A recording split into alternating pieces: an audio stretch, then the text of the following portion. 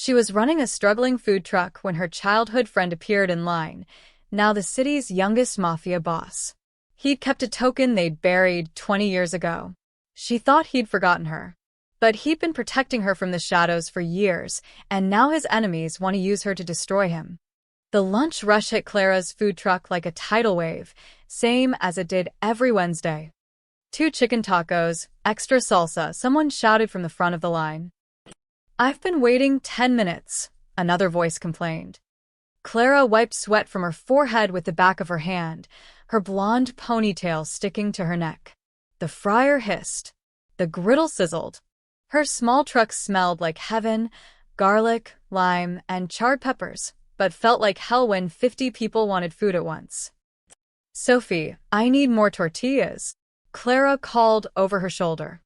Her best friend and only employee squeezed past her in the cramped space, arms full of supplies. Sophie had been helping her run Clara's corner for 2 years now, ever since Clara's father disappeared and left her with nothing but debts and this beat-up food truck. Coming through, Sophie said, dumping the tortillas on the prep counter. Girl, this crowd is insane today. Tell me about it. Clara grabbed 3 orders at once, assembling them with practice speed. Lettuce, meat, cheese, sauce. Wrap. Next. She'd done this dance 1,000 times. The line stretched down the sidewalk, office workers in suits checking their phones impatiently. Clara barely looked up anymore. Faces blurred together. Orders became a rhythm. Money in, food out. That was survival.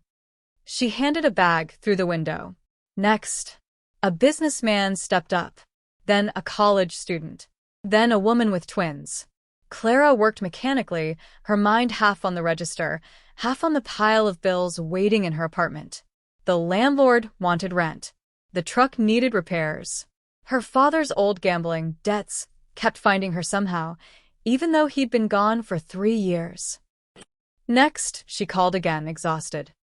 The lunch crowd was finally thinning.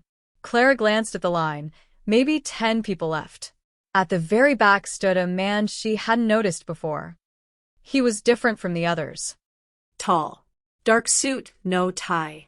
He wasn't checking his phone or tapping his foot impatiently. He just stood there, hands in his pockets, watching her with an intensity that made her skin prickle. Even from a distance, she could see his face was sharp, handsome in a dangerous way, with a shadow of stubble and eyes that seemed to cut through the chaos. Something about him felt wrong. Or maybe too right. Clara shook her head and focused on the customer in front of her. That'll be $8.50. The minutes crawled by. The line shortened. The mysterious man moved forward with it, never looking away from her truck. Sophie noticed him too. Clara, she whispered, her voice suddenly tight. That guy at the end. What about him? Sophie's hand trembled slightly as she handed Clara a container of guacamole. Nothing. Just. Be careful. Be careful? Sophie, it's a food truck. What's he gonna do, assault me with a burrito? But Sophie didn't laugh. Her face had gone pale, her eyes fixed on the man. Clara had never seen her friend look scared before. Finally, only one customer remained. Him. He stepped up to the window, and Clara got her first real look at his face. Mid-30s maybe. Strong jaw. Dark hair pushed back carelessly. And his eyes, gray, like storm clouds, held something she couldn't name. Recognition? Sadness? Hunger that had nothing to do with food. There was a scar on his left cheekbone, thin and old. What can I get you? Clara asked, forcing her customer service smile. The man didn't answer right away. He studied her face like he was memorizing it. Or remembering it. Then he leaned forward, close enough that she could smell expensive cologne mixed with something darker, leather, maybe. Gun oil. His voice was low, smooth, with a trace of an accent she couldn't place. Brooklyn? New Jersey. Still remember me? 3 words. That was all it took. The world tilted. Clara's hands froze on the counter. Her breath caught. Because that voice, she knew that voice. Not from yesterday or last week, but from a lifetime ago. From back when she was 10 years old, running wild by the shipping docks with a skinny kid who had a scar on his face and a laugh that made her feel fearless. Luca. No, she whispered, more to herself than him. You can't be. It's me, his lips curved into a small, sad smile. Been a long time, Clara. Her mind raced backward. The orphanage. The summer they'd spent together before her father took her away. Luca had been the only kid who didn't treat her like she was broken. They'd made plans, stupid kid plans, to run away and start a restaurant by the ocean. Then one day he was just gone. No goodbye. No explanation. And now he was standing at her food truck window, wearing a suit that probably cost more than her monthly rent, looking at her like she was the only person in the world. Luca Moretti, she breathed. You just disappeared. I had to. Something dark flickered across his face. Family business. Family business. The words hung heavy between them. Across the street, a man in a gray jacket watched them from beside a parked sedan. Inspector David Rivera had been tailing Luca Moretti for 6 months, and this was the first time he'd seen the notorious crime boss show any real emotion. Rivera raised his camera and snapped 3 quick photos. This girl was leverage. He could feel it. Back at the truck, Clara's heart hammered. Luca, I don't. Why are you here? Same reason as everyone else. He pulled out his wallet, extracted 2 crisp $100 bills, and placed them on the counter. I'm hungry. The tacos are $8.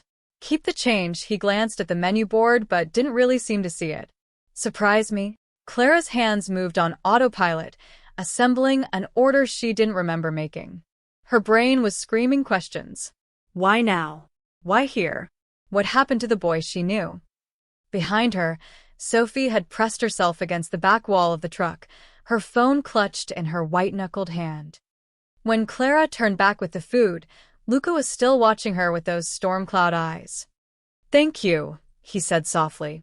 Then, even softer, it's good to see you alive, Clara. I wasn't sure you would be. Before she could ask what that meant, he took the bag and walked away. Clara stood frozen at the window, watching his broad shoulders disappear into the crowd. Her childhood friend, Luca Moretti. She'd heard that name before. Whispered in her neighborhood. Mentioned on the news. Luca Moretti, the youngest mafia boss in New York. The man who controlled half the city's underground. Oh my God, she whispered. Sophie's hand gripped her shoulder. Clara, we need to talk. You know him? Sophie's laugh was brittle, frightened. Everyone knows him. And if he knows you, she swallowed hard. You're either the safest person in New York, or you're already dead. Clara couldn't focus for the rest of the day. She burned 3 orders and gave someone the wrong change. Sophie kept shooting her worried glances, but said nothing until they closed up at 8. You okay? Sophie asked, wiping down the counter. No, Clara locked the cash box with shaking hands. I just served tacos to a mafia boss who knew me when I was 10. How exactly should I be? Maybe he was just. A knock on the service window made them both jump. Lucas stood outside, alone this time. The evening crowd had vanished, leaving the street quiet and dim. He looked less intimidating now, his jacket gone, sleeves rolled up to his forearms. Almost normal. Almost the kid she remembered. We're closed, Clara said through the window. I know, he held up a small paper bag. Brought you dinner. You didn't eat lunch. How did he know that? Sophie grabbed her purse quickly. I should go. Let you two talk. She practically ran from the truck, leaving Clara alone with him. Clara opened the service window wider. You can't just show up like this. I can, actually. I own the building you're parked in front of, he said it casually, like he was commenting on the weather. And the one next to it. And the lot 3 blocks down where you park overnight. Her stomach dropped. What? Relax. I'm not here to collect rent. Luca leaned against the truck. Can I come in? Every instinct screamed no. But curiosity won. Clara unlocked the side door. The truck felt impossibly small with him inside. He moved carefully, aware of his size in the cramped space, and set the food bag on the counter. His presence filled every inch of air. "You really own this block?" Clara asked. "Most of downtown, actually." He pulled something from his pocket, something small wrapped in faded cloth. "But I didn't come to talk about real estate." He unwrapped the cloth slowly, revealing a small wooden token, no bigger than a poker chip. It was weathered and old, carved with 2 sets of initials. L, M, and C, R. Clara's breath caught. "You kept it?" "I dug it up last week. Took me 3 hours to find the right spot by the docks." His voice was soft, almost vulnerable. "You said we'd dig it up together when we grew up. When we opened that restaurant." The memory hit her hard.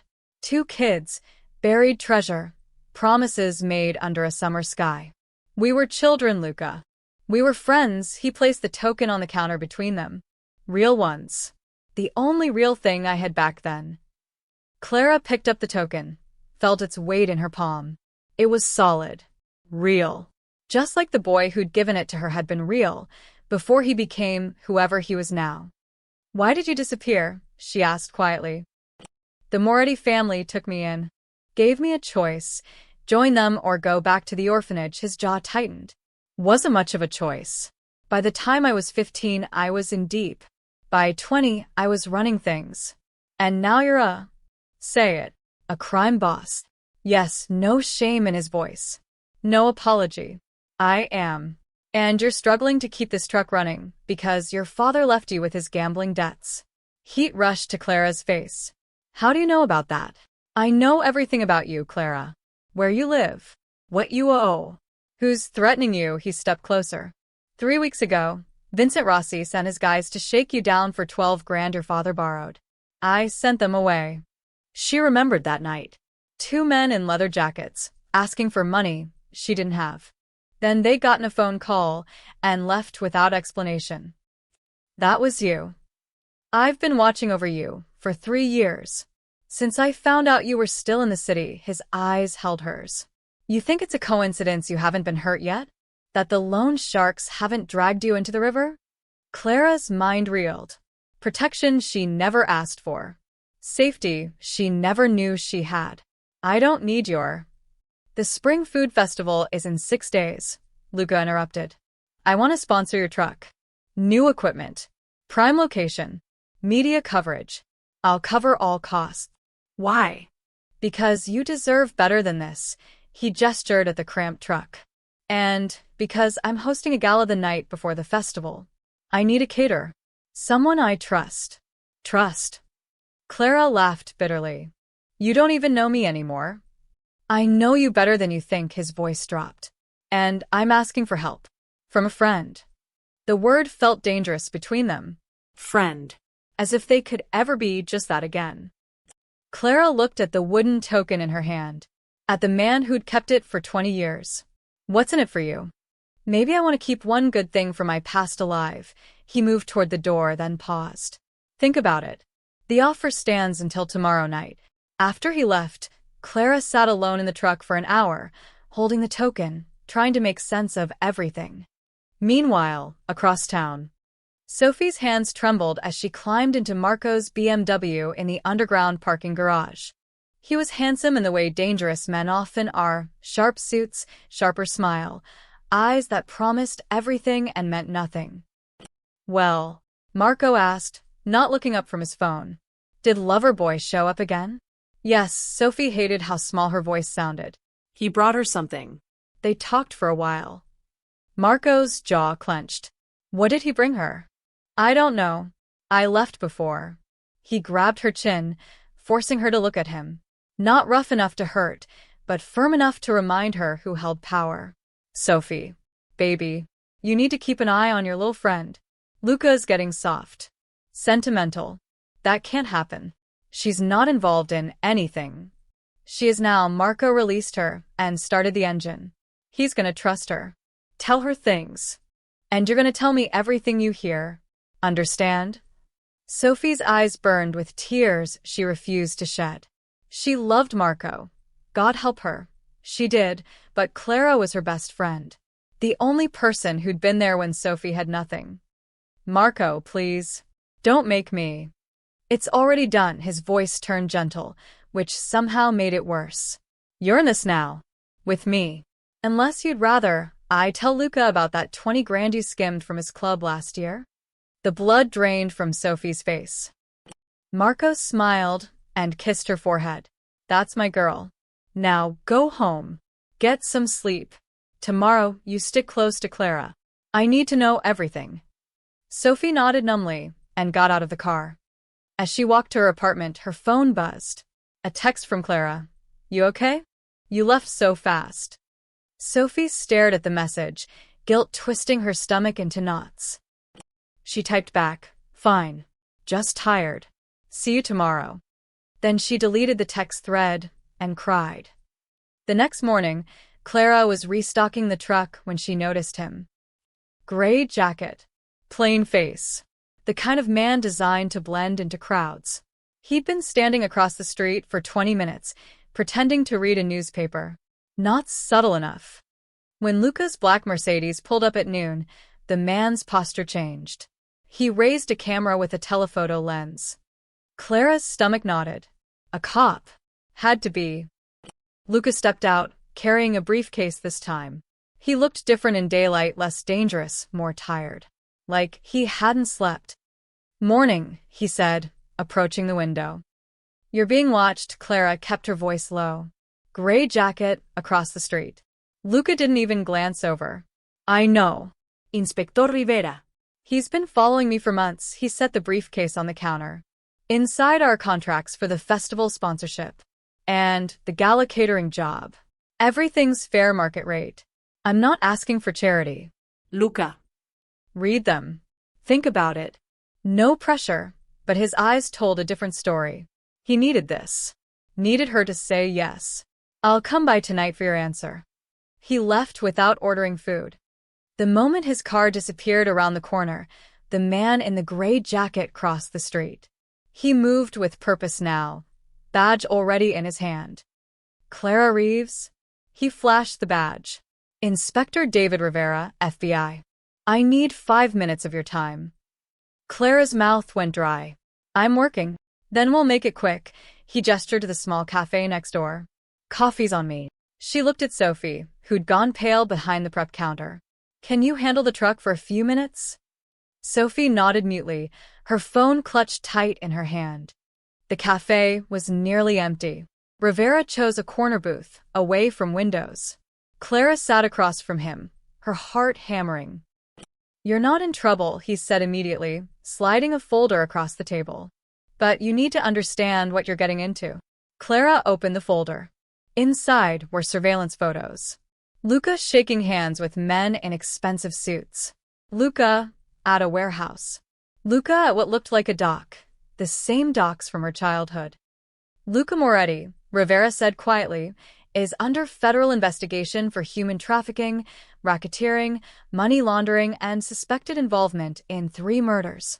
He runs one of the largest criminal organizations on the East Coast. The photos blurred. Clara closed the folder. Why are you telling me this? Because he's interested in you. And when men like Moretti get interested in civilians, people die. Rivera leaned forward. We've been trying to get inside his organization for 2 years. Every informant we've placed either disappears or ends up loyal to him. The man's untouchable. Then why come to me? Because he trusts you. Rivera pulled out another document. Her father's debt records. Raymond Reeves. Your father. $68,000 in outstanding gambling debts. Owed to 6 different creditors, most of them connected to organized crime. Clara's hands clenched into fists. My father's dead. Debts don't die with people. You inherited them. Rivera tapped the paper. But I can make them disappear. 1 phone call, all erased. Clean slate. Her breath caught. What do you want? Moretti's hosting a gala in 3 days. You're catering it, or you will be. If you accept his offer, Rivera's eyes were sharp, calculating. I need you to get us information. Names, conversations, anything. Wera White. Be our eyes inside. You want me to spy on him. I want you to help us stop a criminal. There's a difference. Clara stood up, chair scraping loud against the floor. No. Miss Reeves. I'm not your pawn. I'm not his pawn. I'm nobody's pawn.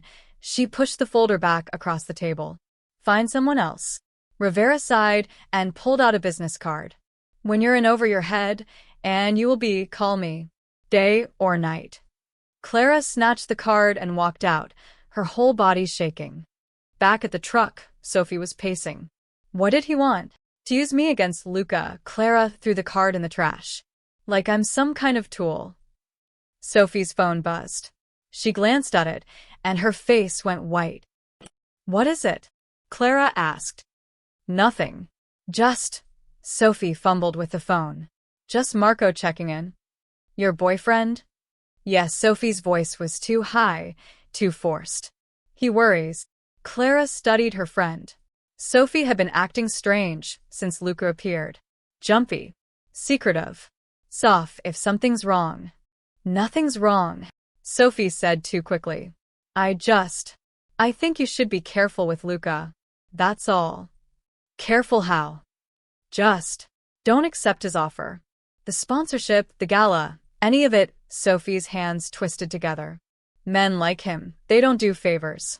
They collect debts. And you already have enough of those. Clara wanted to argue, but Sophie wasn't wrong. Every instinct said to run. To refuse Luca's help and Rivera's deal and go back to her small, struggling, safe life. But that life was drowning her. The debts were real. The threats were real. And Luca, whatever he'd become, was the only person offering a way out. I'll think about it, Clara said finally. Sophie's phone buzzed again. She read the message, her face crumpling for just a second before she forced a smile. I need to run an errand. Can you close up alone tonight? Sure. Everything okay? Perfect. Sophie grabbed her purse and practically fled. Clara watched her go, unease crawling up her spine. Something was very, very wrong. She pulled Rivera's card from the trash and tucked it in her pocket. Just in case. Across town, Sophie sat in Marco's car, tears streaming down her face. Good girl, Marco said, reading Clara's text messages on the cloned phone he'd given Sophie. She's meeting Luca tonight to give him an answer. You need to be there. Marco, please. Convince her to say no. Tell her horror stories about the Mafia. Whatever it takes. His voice hardened. If Luca starts confiding in her, if he gets sentimental and sloppy, our whole plan falls apart. The shipment, the frame-up, everything. What shipment?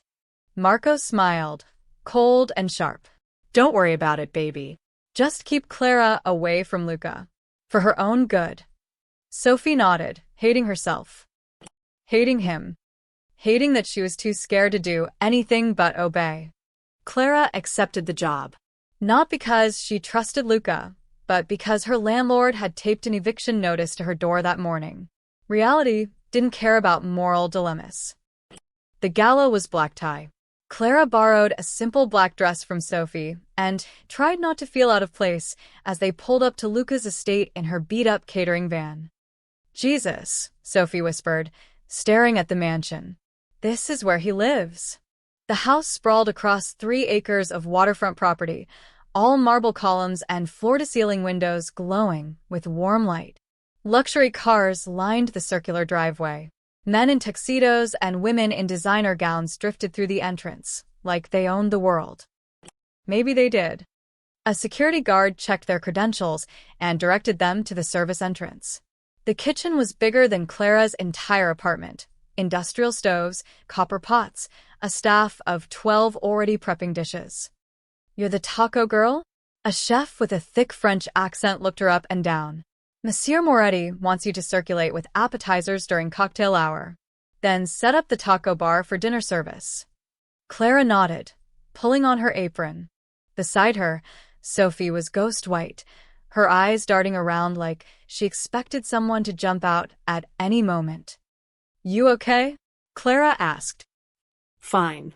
Just nervous, Sophie forced a smile. I've never worked a Mafia gala before. Technically, neither have I. They loaded trays with mini tacos and headed into the main hall.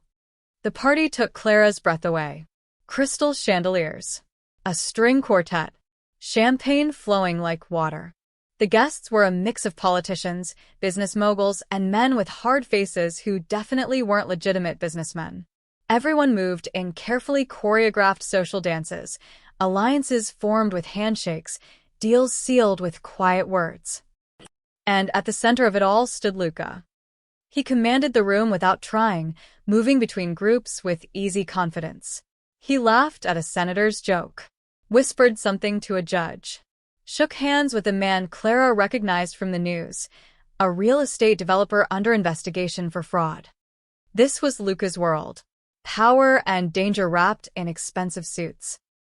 Their eyes met across the room. He excused himself from his conversation and crossed to her. "You came," he said softly. "You're paying me to be here." Still. "Thank you." He took a mini taco from her tray, bit into it, and smiled. "Perfect. Just like I remembered. That was 20 years ago, Luca. I didn't even know how to cook. You made me a grilled cheese once. Burned it completely black. I still ate the whole thing." His eyes crinkled with genuine warmth. "Best meal I ever had." Clara's heart did something complicated in her chest. "You're romanticizing the past. Maybe. Or maybe some things are worth remembering." He gestured to the ballroom. "Take a break later. There's something I want to show you." Before she could respond, a heavy-set man in a pinstripe suit called out to Luca. "Business. Always business." Luca squeezed her hand briefly and walked away. Sophie appeared at Clara's elbow, her tray empty.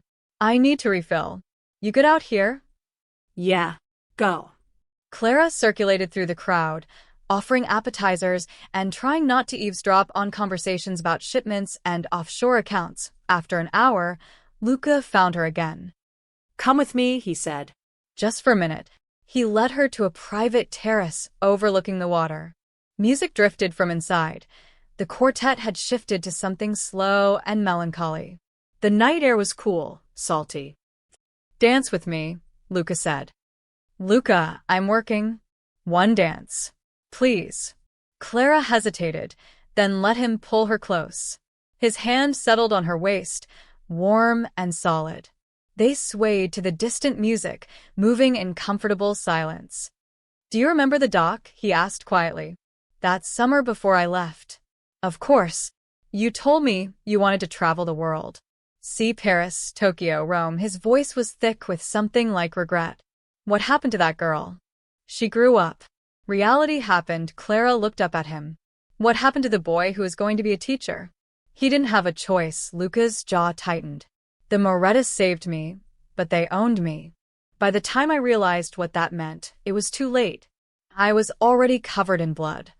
The honesty in his voice shocked her. "Luca." "I'm not asking for forgiveness. I'm just saying, seeing you again, it reminds me there was a version of me that wanted something different." He pulled her closer. "Maybe that version isn't completely dead." Clara's breath caught. For a moment, she could almost see the boy he'd been, almost believe he could be someone else. Then reality crashed back in. "I should get back," she whispered.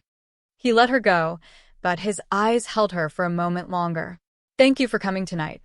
Clara headed inside, her head spinning. She needed a minute to process everything. The dance, his words, the way her heart was betraying her common sense. She took a wrong turn looking for the kitchen and ended up in a quiet corridor near the wine cellar. Voices echoed from below. Angry voices. "Can't back out now." A man's voice, sharp with frustration. "She's my friend." Sophie's voice, thick with tears. Clara froze. "Sophie."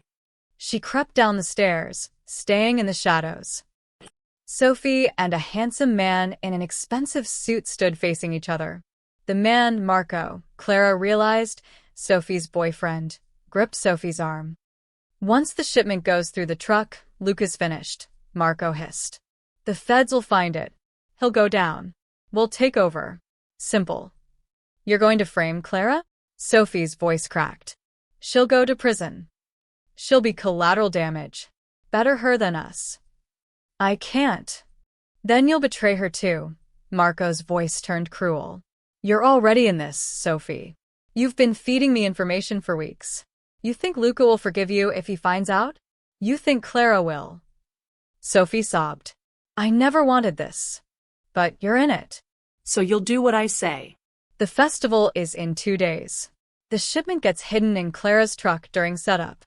The cops get an anonymous tip. Luca tries to protect her and exposes himself. Clean, simple, done.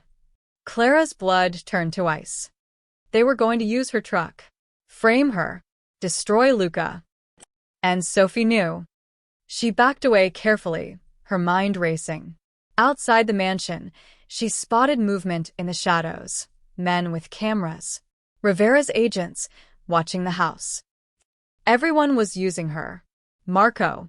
Rivera. Maybe even Luca. Clara returned to the kitchen, her hands shaking as she packed up her equipment. Sophie appeared 20 minutes later, eyes red from crying. Ready to go? Sophie asked, her voice falsely bright. Clara looked at her best friend, her betrayer, and forced a smile. Yeah. Let's go home. But as they drove away from the mansion, Clara knew one thing with absolute certainty. Trust was a luxury she could no longer afford. Clara didn't sleep that night. She lay in bed, staring at the ceiling, replaying Marco's words over and over. Once the shipment goes through the truck, Luca's finished. By dawn, she'd made a decision. She needed answers, real ones, and there was only one person who might give them to her. She texted Luca, "We need to talk. Alone." His response came immediately, "My place. Noon. I'll send a car." Sophie was still asleep when Clara left. Good. She couldn't look at her friend right now without feeling sick. The car that picked Clara up wasn't a Mercedes. It was a simple sedan with a quiet driver who didn't ask questions. They drove north along the river, past the city, until they reached a smaller property tucked away from everything. Not the mansion from last night. This was different. A modern house built right on the water, all glass and clean lines. Private.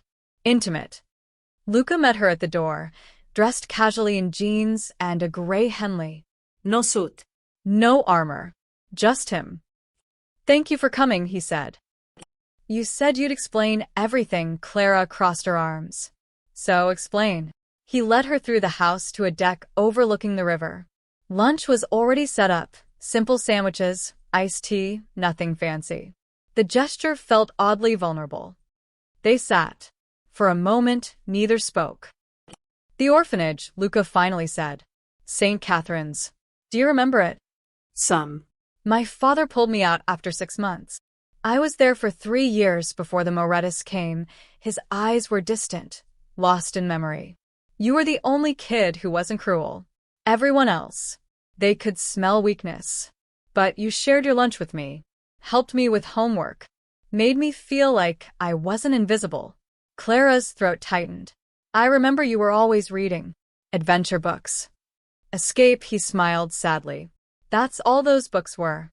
Ways to pretend I wasn't trapped in that place." He leaned forward, elbows on his knees. "When you left, I thought I'd never see you again. Then 3 years ago, I heard a name. Raymond Reeves.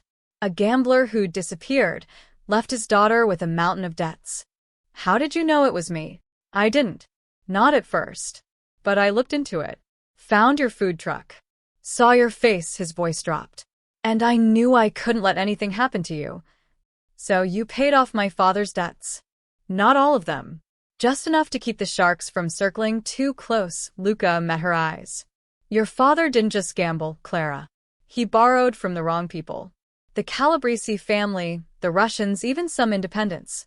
By the time he disappeared, he owed over 60 grand to some very dangerous men." Clara's stomach churned. "Disappeared? You keep saying that. Do you know what happened to him?" Luca's expression darkened. "Yes. Tell me." He tried to run. Made it as far as Atlantic City before Vincent Rossi's crew caught up with him. Luca's voice was gentle but firm. "He's gone, Clara." "I'm sorry." The words hit like a physical blow. She'd always suspected, but hearing it confirmed felt like losing him all over again. "Did you?" No. "I had nothing to do with it. By the time I found out, It was already done. He reached across the table, his hand stopping just short of hers. But I made sure the debt didn't follow you. I told Rossi the debt died with your father. Anyone who came after you would answer to me. Why? Clara's voice cracked. Why would you do that? Because, once upon a time, a girl shared her lunch with a scared kid who had nothing. Because she made him feel human, his eyes shimmered. Because some debts can't be repaid, only passed forward. Tears blurred Clara's vision. All this time, she'd been surviving on her own, or so she thought. But Luca had been there in the shadows, keeping her safe. I don't know what to say. You don't have to say anything. Luca stood, walked to the railing, his back to her. I'm not a good man, Clara. I've done terrible things. I'll probably do worse before this is over. But with you, he turned back. With you, I get to remember who I wanted to be. Clara joined him at the railing, the river rushing below. Someone wants to destroy you. Use me to do it. His body tensed. Who? She told him everything. Marco's plan, the shipment, the frame-up at the festival. She left out Sophie's involvement. She couldn't bring herself to destroy her friend completely. Not yet. Luca listened in silence, his jaw working. When she finished, his expression was cold steel. Marco Santini. My right hand, he laughed bitterly. I should have seen it coming. Ambition makes men predictable. What are you going to do? What I have to, he looked at her. But I need you to trust me. Can you do that? I don't know. Can I? Honestly? I don't know either. He pulled something from his pocket, a key. This is to a safety deposit box downtown. Bank of Manhattan, box 347. If anything happens to me, everything inside is yours. Money, documents, property deeds. Enough to disappear and start over anywhere in the world. Clara stared at the key. Luca. Just take it, please. She took it, the metal cold in her palm. The festival is tomorrow, Luca said. Marco will make his move then. I'll be ready. But Clara, you need to stay away from your truck. Don't go near it until this is over. That's my livelihood. That's your life. His hand cupped her cheek, thumb brushing away a tear she didn't realize had fallen. Let me protect you. One last time. Clara closed her eyes, leaning into his touch. Every logical part of her brain screamed to run. But her heart, her stupid, broken heart, wanted to stay. Okay, she whispered. Across town, Marco paced his apartment, phone pressed to his ear. Tomorrow morning, 6 a.m. Clara's truck will be parked at the festival grounds for early setup. His voice was sharp, efficient. My guys will plant the shipment in the storage compartments. 50 kilos of heroin, wrapped in her supply crates. Untraceable to me, straight to Luca. The voice on the other end, his contact in a rival family, confirmed the plan. Sophie sat on his couch, mascara running down her face. Please, Marco. Don't do this. There has to be another way. He ended the call and turned to her, his expression hardening. Did you tell her anything? No. I swear. Good. Because if this goes wrong, if Luca gets even a hint of what's coming, you and Clara both disappear. Understand? Sophie nodded, broken. Marco kissed her forehead. Don't worry, baby. By tomorrow night, we'll run this city. And Clara will be too busy in a federal cell to hate you.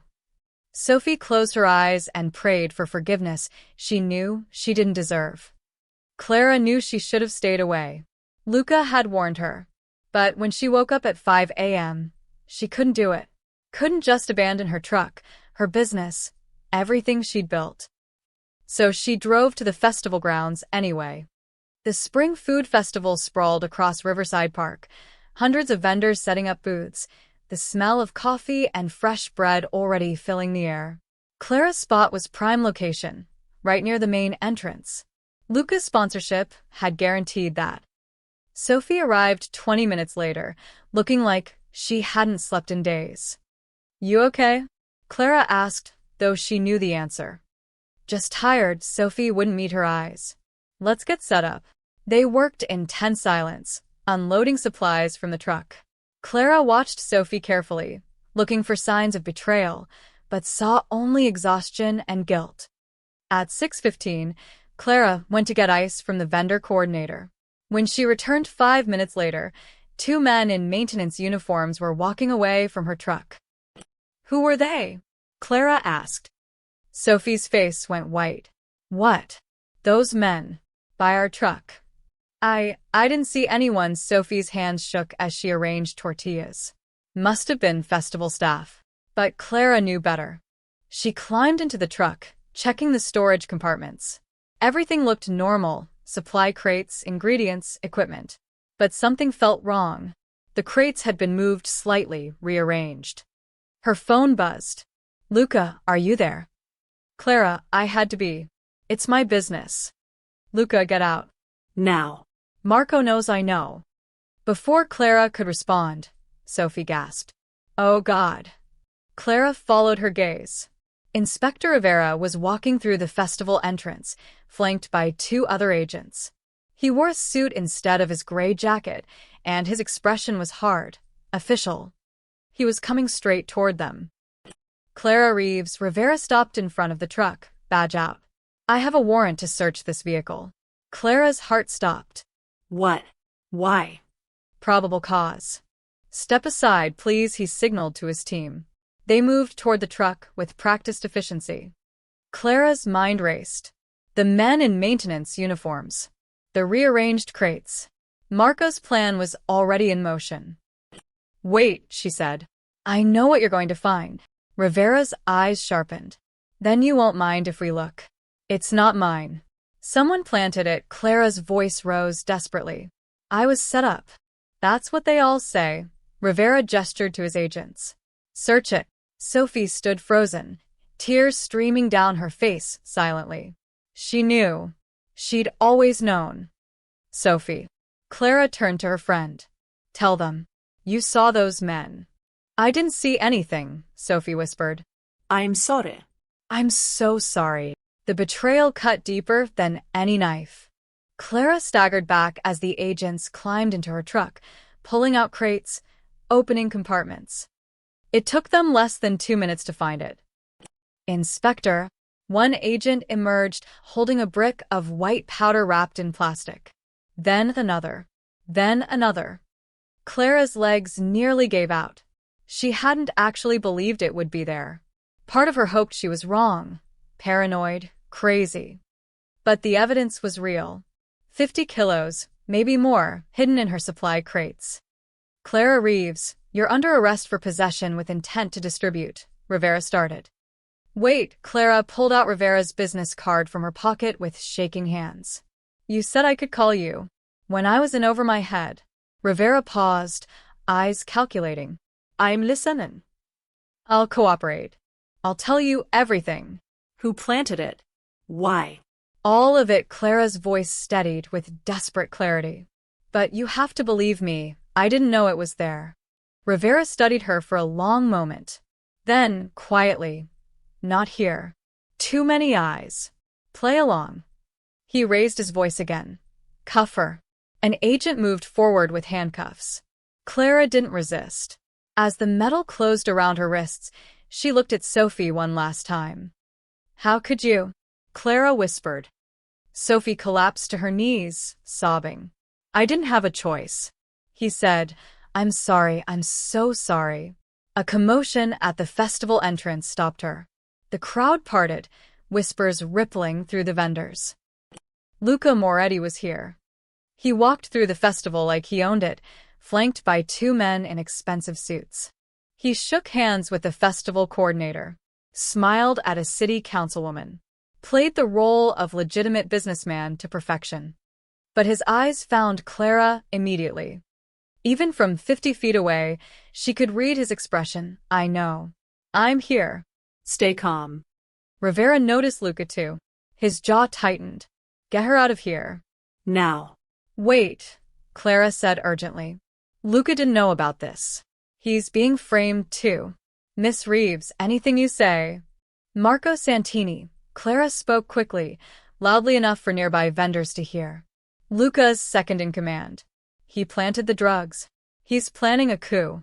Check his phone records, his bank accounts. He's been working with the Calabrese family to take over. Rivera's hand clamped over her mouth. Enough. But the damage was done. Vendors were filming on their phones.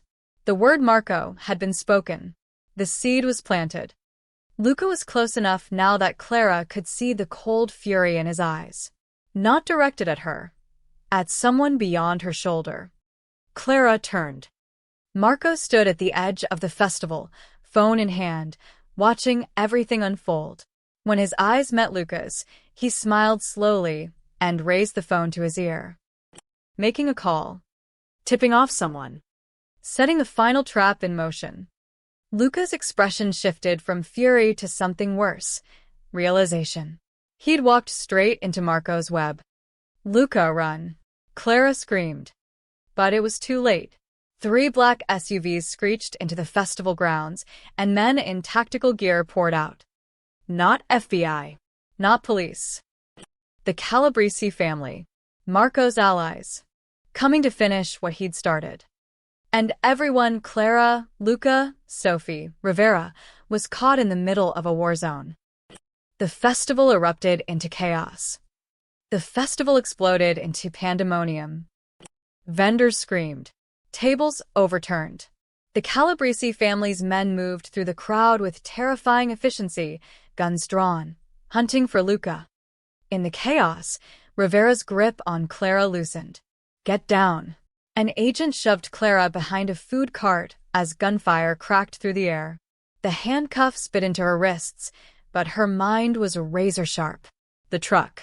If she could get to the truck, she could draw them away from all these innocent people. She rolled to her feet and ran. Reeves. Stop. Rivera shouted, but he was pinned down, returning fire at the Calabrese shooters. Clara stumbled to her truck, fingers fumbling for the keys in her pocket. Behind her, Luca's men had engaged the Calabrese soldiers. The festival had become a battlefield. Clara. Sophie appeared from behind the truck, mascara streaked, eyes wild. What are you doing? Getting this poison away from here. Clara's hands finally found the keys. People are going to die because of what's in my truck. You can't, the police. I don't care. Clara yanked open the driver's door. With her wrists still cuffed, driving would be nearly impossible, but she had to try. Stay here. Stay safe. She jammed the key in the ignition. The engine roared to life. Sophie grabbed the passenger door and jumped in. Then I'm coming with you. Sophie, no. I'm the reason you're in this mess. Tears poured down Sophie's face. Let me help fix it. There was no time to argue. Clara threw the truck into gear and punched the gas. They tore out of the festival grounds, tires screaming, leaving the gunfight behind. In the rearview mirror, she saw Luca break away from his men and sprint toward a black car. He was following her. Clara drove on instinct, the handcuffs making every turn agony. The docks. The old shipping docks from childhood. Abandoned now, isolated. If this was ending, it would end where everything began. Where are we going? Sophie asked, gripping the dashboard. Somewhere no one else gets hurt. Clara's voice was hard. Call Marco. Tell him if he wants his drugs back. Meet us at Pier 17-inch. Sophie's hands shook as she dialed. Marco? It's me. Clara has the truck. Yes, she knows. Pier 17. Come alone, or she drives it into the river. She ended the call. He's coming. He sounded pleased. Of course he is. This is what he wanted all along. Clara pulled onto the dock access road. The old warehouses loomed like ghosts against the darkening sky. Storm clouds rolled in from the ocean, heavy and threatening. She parked the truck at the end of Pier 17, facing the water. The docks stretched out behind them, weathered wood and rusted metal, the place where she and Luca had buried their token 20 years ago. Full circle. They climbed out. The wind whipped Clara's hair across her face. She could taste rain coming. I need you to uncuff me, Clara said. There's a toolkit in the back. Sophie found bolt cutters and carefully cut through the handcuff chain. Clara's wrists were bruised and bleeding, but free. Why did you do it? Clara asked quietly. Why betray me? Sophie's face crumpled. Marco had leverage. Money I'd stolen from Luca's club. He said either I helped him or we both died. I was so scared, Clara. So stupid and scared. She grabbed Clara's hands. I never wanted you hurt. I thought maybe Marco would leave you alone if I just fed him small information. But it got bigger and bigger until I was in so deep I couldn't get out. You could have told me. I know. I'm sorry.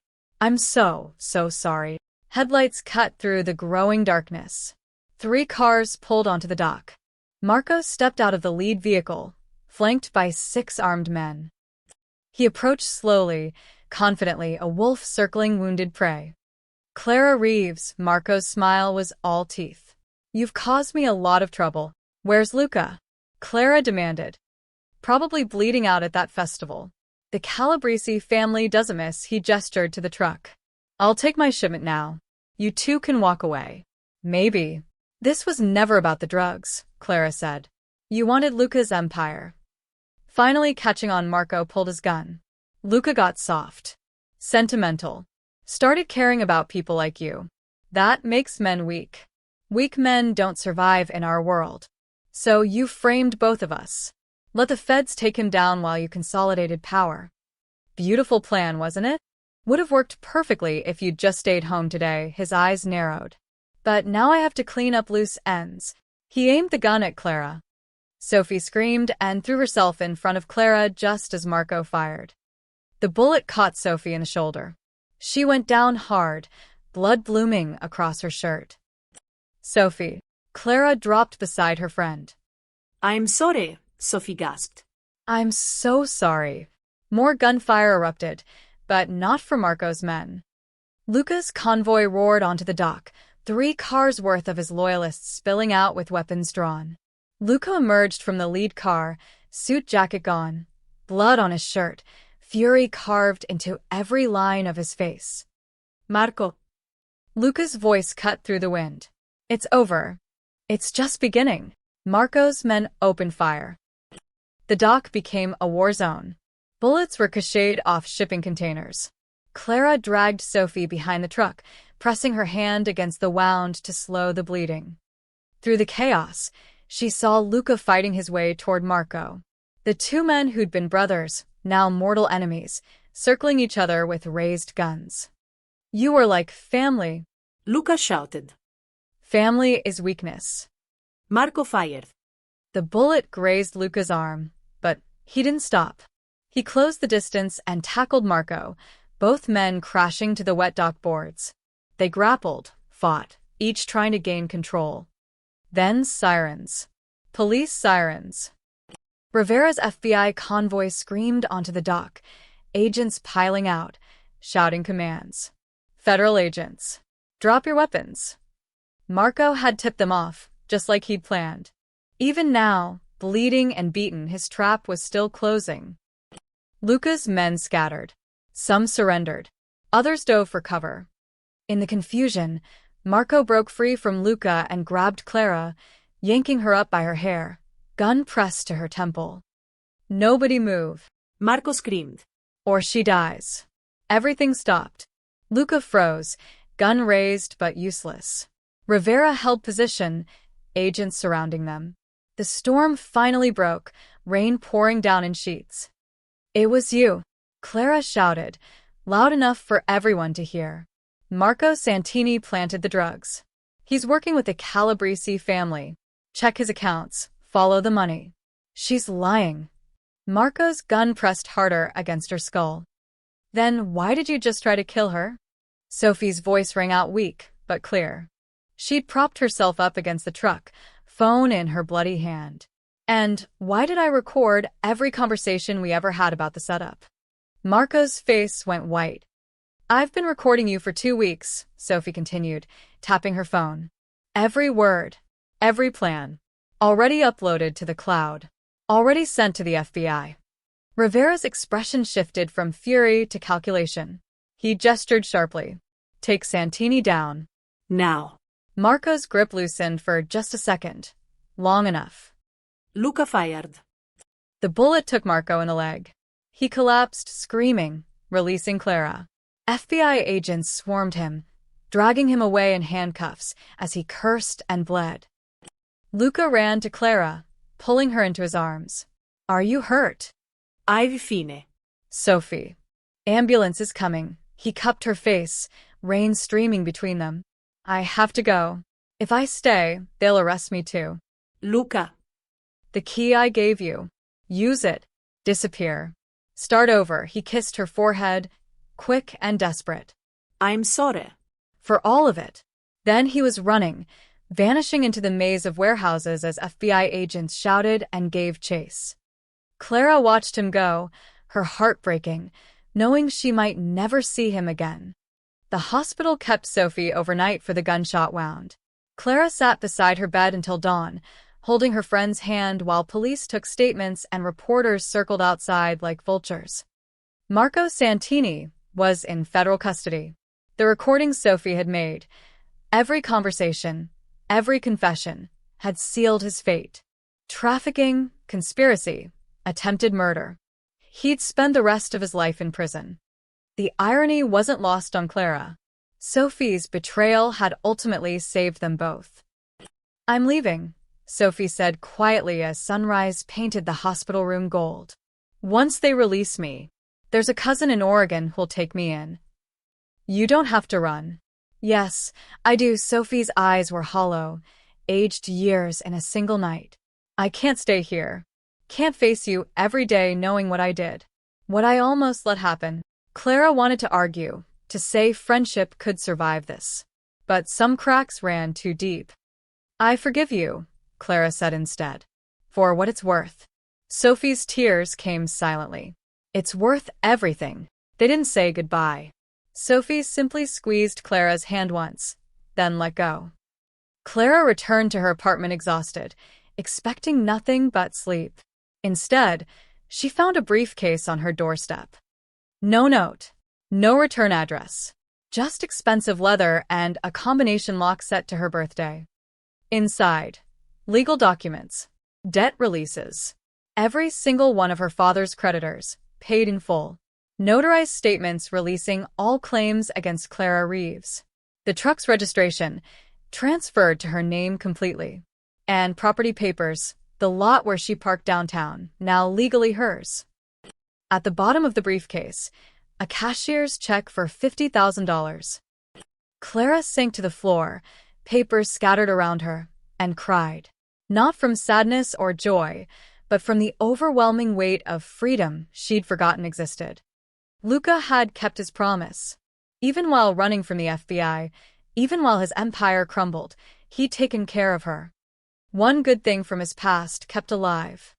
3 days later, Clara reopened the truck in a quiet park across town. No festival, no crowds, just a few regulars who tracked her down through social media and families enjoying the spring afternoon. She was flipping chicken on the griddle when Inspector Rivera appeared at the window. Coffee, Black, he said, though they both knew he wasn't here for coffee. Clara poured it anyway. Come to arrest me? Marco's cooperating. Gave up names, locations, everything. Rivera sipped the coffee, grimaced at the taste. Your name's clear. Officially, you were an unwitting victim. The DA won't press charges. Relief flooded through her. And Luca? Rivera's expression hardened. Luca Moretti is a fugitive. Federal warrant for racketeering, money laundering, conspiracy. He's out there somewhere, probably reorganizing what's left of his operation. He set the coffee down, leaned closer. If he contacts you, he won't. If he does, Rivera continued firmly, you call me. Immediately. Because next time, Clara, you might not walk away clean. Men like Moretti, they drag everyone down with them eventually. Is that a threat? It's a warning. From someone who's seen this story and 100 times. It never ends well, Rivera straightened. You've got a second chance. Don't waste it on a man who can't be saved. He left without waiting for response. Clara watched him go, his words echoing in her mind. Men like Moretti drag everyone down. But Luca had pulled her up, saved her, set her free. Who was right? Rivera with his statistics and experience? Or her heart, which remembered a boy who'd shared his last piece of bread and kept a wooden token for 20 years? Evening fell soft and purple over the park. Clara cleaned the griddle, counted the register, and prepared to close up. It had been a good day. Quiet. Normal. She was locking the service window when headlights cut through the dusk. A black car. Sleek and expensive. It pulled up beside the truck and idled there, engine purring. Clara's heart stopped. The driver's door opened. Lucas stepped out. He looked different. Thinner, harder, with shadows under his eyes that spoke of sleepless nights and constant running. His suit was rumpled, his jaw dark with several days' stubble. But his eyes, those storm cloud eyes, held the same intensity they'd always had. He didn't approach, just stood beside his car, 10 feet away, hands loose at his sides. Not a threat, not a plea, just a presence. A question asked without words. I'm here. I'm alive. What happens now? Clara could call Rivera. Should call Rivera. End this before it began. Choose safety, normalcy, the life she'd always wanted. But when had she ever been safe? When had normal ever chosen her? She thought of Sophie running to Oregon, of her father running to Atlantic City. Running never solved anything. It just delayed the inevitable. Clara stepped out of the truck, closed the distance between them until they stood face to face in the gathering darkness. You paid my debts, she said quietly. You saved my life. Luca's voice was rough, exhausted. We're even. Are we? His smile was small, sad, achingly familiar. No. We'll never be even. I'll always owe you more than I can repay. Then why come back? Because I'm tired of running. Tired of being alone, he took a breath. Because I wanted to see you one more time. Make sure you were okay. And if I'm not okay, then I'll fix it, however I can. Clara studied his face, this man who was a stranger and her oldest friend, a criminal and her savior, dangerous and somehow the safest thing in her chaotic world. She should say no, walk away, choose sense over sentiment. Instead, she nodded. Once. Slow and deliberate. An understanding passed between them, unspoken but absolute. No promises. No guarantees. Just two people whose lives had tangled together so completely that separating them would destroy something essential. Luca's shoulders relaxed infinitesimally. I should go. Where? Somewhere far. For a while, he moved toward his car, paused. When I come back, I'll be here. Their eyes held for a long moment. Then Luca got in his car and drove away, taillights disappearing into the night. Clara stood alone in the park, the wooden token heavy in her pocket where she'd been carrying it since the docks. She pulled it out, traced the carved initials with her thumb. L, M, and C, R. Some promises, it seemed, couldn't be buried or broken. They simply waited, patient and inevitable, for the people who made them to find their way back. Clara climbed into her truck and drove home. Tomorrow would bring new challenges, new dangers, new choices. But tonight, for the first time in years, she wasn't alone in facing them. And somehow, that made all the difference.